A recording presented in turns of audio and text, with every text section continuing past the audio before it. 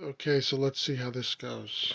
I wanted calm, beautiful backgrounds without sound. Um, it's in widescreen on my phone. I'm doing this on my phone, and I don't know how it's going to record, though. It may record this scene vertically sideways. So let's see what happens. Anyway, the reason for this quick talk, speak, whatever you want to call it, update is I've noticed on social media lately, and I'm probably going to go off on this in the future as well. I notice all these posts for all these pages or things I may be subscribed to or things that I'm interested in that get fed to me on social media. Things like space science um, and other natural phenomena, things like that. I notice in the comments, right, you've got a lot of paranoid conspiracy people who think everybody and everything is out to get them, that there's a boogeyman under every rock. You have people who are sucked into the religious paranoia. There's a devil or a demon under every rock. I mean, to the point where if you mention space aliens, they say space aliens are demons. Um, and then you get the space science posts where the hopelessly religious will say, oh, I serve a wonderful God and he this and that. And if you don't believe it, you're going to hell. And then you get on the other end of the spectrum, you get people who may or may not be religious at all talking about how rotten humanity is, how they wish the asteroid would come and wipe us out, how dare we exploit the animals and we deserve nothing but death, blah, blah, blah. It can be very draining and depressing watching so many people get sucked into these complete nonsensical fantasies, right? I'm talking on the whole spectrum here. I'm not picking on any one group. Um, and what I've come to the conclusion is the world needs this material, this Neville Goddard material, more than ever. More and more people need to understand that they are creating their own reality, right? They are creating the space aliens, the ghosts, the whatever, the paranoia, the demons, right? They're haunted by their own demons, right? If you think humanity is rotten and evil, that's all you're going to manifest and experience. And it becomes a feedback loop, like a self perpetuating loop. The more you feed into it, the more energy and emotion you put into it, the more it's going to keep showing up in your reality. Think about it, right? So, wouldn't it be great if humanity would think about the positive, the beauty? Doesn't mean there can't be space aliens out there. That's not what I'm saying.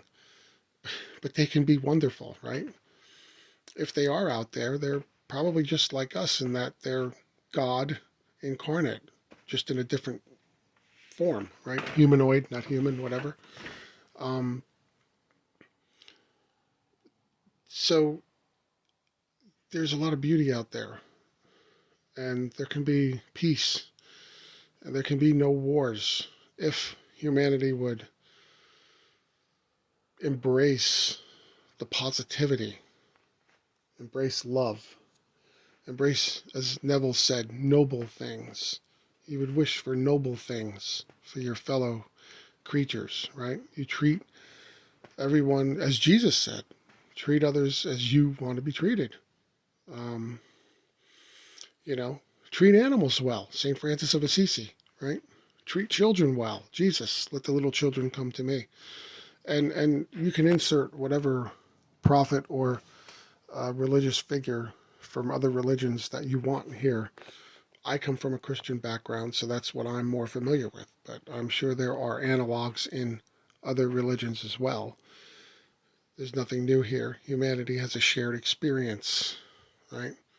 So I just wanted to say, let's be positive and upbeat and try to pull humanity forward. Let's try to evolve together, right? And imagine the good and the noble and stop feeding into all this negativity and paranoia and all this other, as Neville would say, nonsense, right? Neville Goddard would talk about in one of his talks about several brothers who they were Catholic, I believe, and they went to off to the war, and I think one was killed, and the rest of them came back with various forms of injuries, and they wore the St. Christopher crosses. They believed that St. Christopher would protect them, and Neville was saying he didn't really protect them. You know, one was dead, they all got injured. The ones that came back alive, I guess, credited the protection to that, you know, putting a false god out there, right? An idol in the form of a St. Christopher medal, the same way that people do with crucifixes and crosses and everything else. Um, God is really inside of you. But, you know, he would talk about how he said to his wife, what about, you know, what would they think of me if they knew what I spoke of? You know, and she said, let them think what they want. You know, they're you can't be saved. You're a Protestant. They're Catholic. Uh, just forget it. And he said, okay, I'm just not going to pay any attention to any of this nonsense. And he enjoyed the day. That's what you need to do. Don't pay attention to this nonsense. Enjoy the day and manifest noble things for yourself and people around you. And maybe if more and more people did this, our shared experience would be that much better.